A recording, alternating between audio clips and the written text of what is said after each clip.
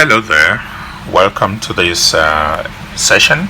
If this is your first time of joining here or stepping into this particular community, I want to welcome you. Please stay tuned as we're going to be looking at something which a lot of people have had the opportunity of hearing about, talking about it, but the topic is about mermaid. You know, when we talk of mermaid, we're referring to that folkloric creature which is half man and half fish. So the waist upwards towards the head is a female human, while the waist downwards is the tail of a fish.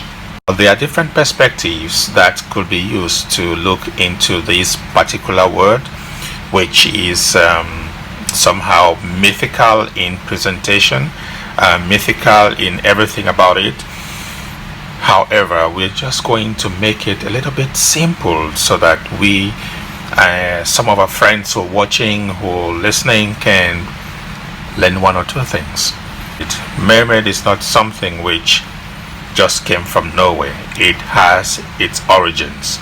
But before we go into the origins, let me use this opportunity to welcome all those who are coming here for the first time. If you are just here because you were passing by and you happen to have clicked on this channel, I still want to say welcome to you. Thank you for stopping by. Thank you for being here for me.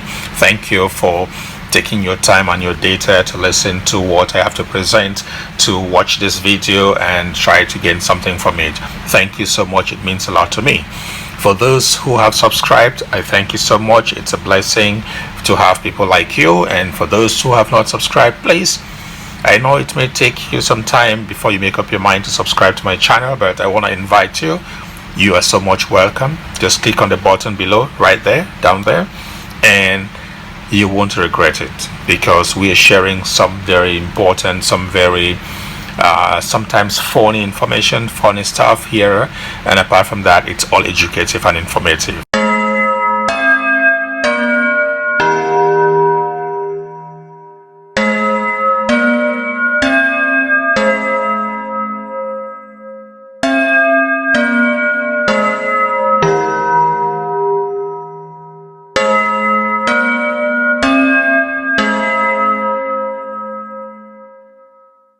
Why did I choose to bring about this topic? This is because if you are one of those who has visited Dubai Aquarium of recent, that's within the past 3 weeks, you might have realized that in Dubai Aquarium there is a mermaid. Yes, if you did not know this, please be aware. We can see a mermaid swimming in between the rocks in Dubai Aquarium. And if you've not had the opportunity of seeing that particular creature or person or whatever it may be, make time, come around there, spend some time. You won't just be there to see it moving around, but there are specific timings that if you happen to be there, if you're lucky to be around that place, you're going to see the mermaid moving around the aquarium. Now, this whole thing about the mermaid, it has a very old tradition, a very old history.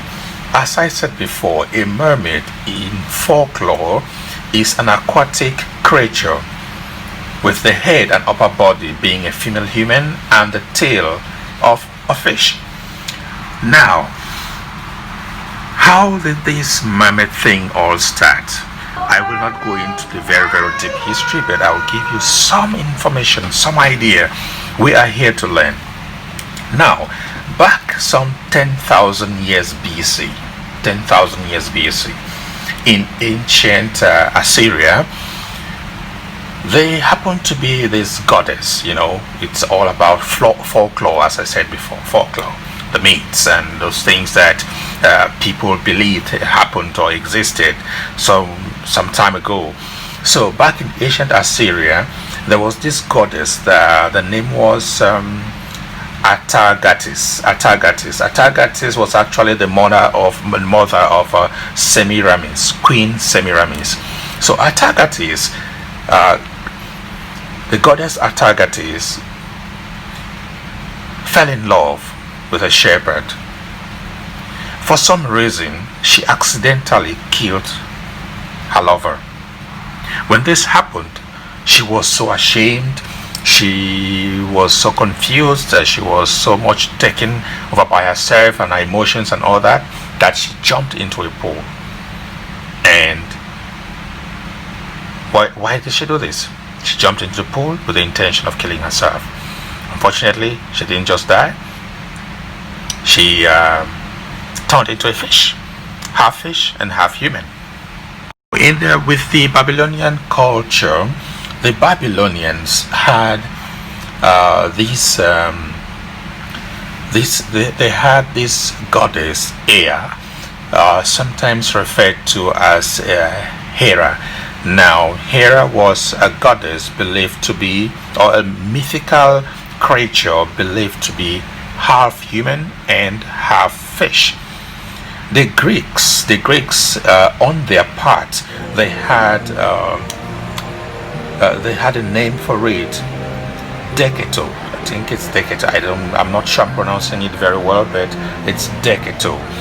So that is how the Greeks referred to that creature, which to them mythically presented was a half woman and half fish.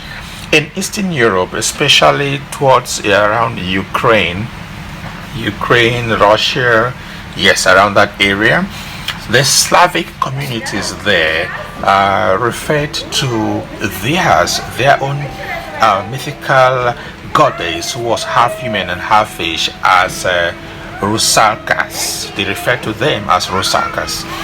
Back in Cambodia, Thailand, they had it's a very long name, Savannah Macha. That was the name how they were calling the mermaids that they said appeared to them, or they saw it. It was called Savannah Macha, and that goddess was the daughter of Ravana, another goddess Ravana. Now, if you come to Africa, West Africa especially, that creature, half human, half fish, is referred to as Mami Wata. And down in Zimbabwe, somewhere there around the central part of Central Africa, going down towards South Africa itself, the country, you find a country called Zimbabwe. In Zimbabwe, they refer to that creature as Njuzu, while in the Caribbean, in Haiti, this same creature, which is half human and half fish, is referred to as La Sirene. Now, it is given different names in different cultures, in different places, which simply tells you that this concept of a mermaid, this creature, and this aquatic creature, which is half woman and half fish, appears in many countries, in many cultures, in Europe, in Asia, in Africa, and even in the Far East. Now, when we talk of a mermaid, there are certain qualities that stand out irrespective of the culture where this mermaid concept is presented or talked about or looked into or practiced or worshipped in any form, shape or manner. There are certain characteristics or qualities that come with it. This particular goddess or spirit being or entity has this thing about wealth. In some of the cultures, it offers wealth to people, but there has to be something in exchange. For some, it presents beauty. It's always very beautiful. When this mermaid appears, beauty, it's all about beauty. It is something which is desirable, yet it is very treacherous. It stays in solitude. It stays all by itself, all by herself. It doesn't allow others to come in. It's all by herself. She's the queen of her environment. She's the queen of the water in which she lives. She is the queen of the place she controls. She is the one in charge. She is the femme fatale of that particular environment. Very diabolical. Now, wrapped in all this, the wealth, the beauty, the ability to arouse the desire in people, especially with men being the target, is all towards one particular point: to lure the men, to entice the men to go towards them, so that they will then meet their death. So the femme fatale, this wonderful, this beautiful creature called the mermaid, does all these presentations showing her beauty, trying to mesmerize, trying to get the attention of the young men in the communities, in the villages, just for them to come close so they can fall in love and in the end meet their death. It's a very crazy concept all the same. However, whatever perspective that has been used to present this concept of mermaid from different angles, by different authors, by different writers, one thing we have to be certain about is the fact that mermaids are hoaxes.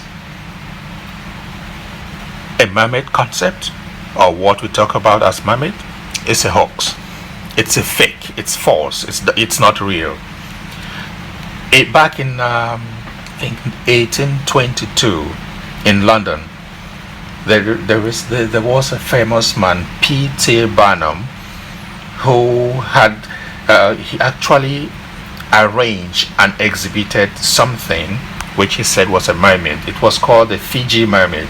He was presenting it as an exhibit under the auspices of arts and culture, anthropology, and all that, telling people it actually existed. However, he actually created that.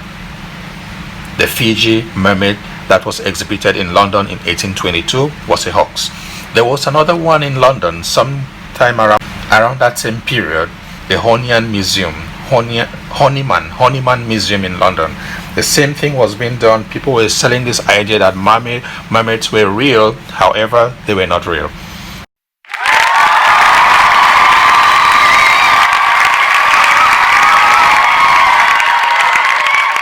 If you happen to be a student or someone who is interested in such subjects, such concepts, you're so much taken into sociology, anthropology, into the arts, and looking into the cultures of peoples, of tribes, of places, and ideas, and all that, myths and their origins.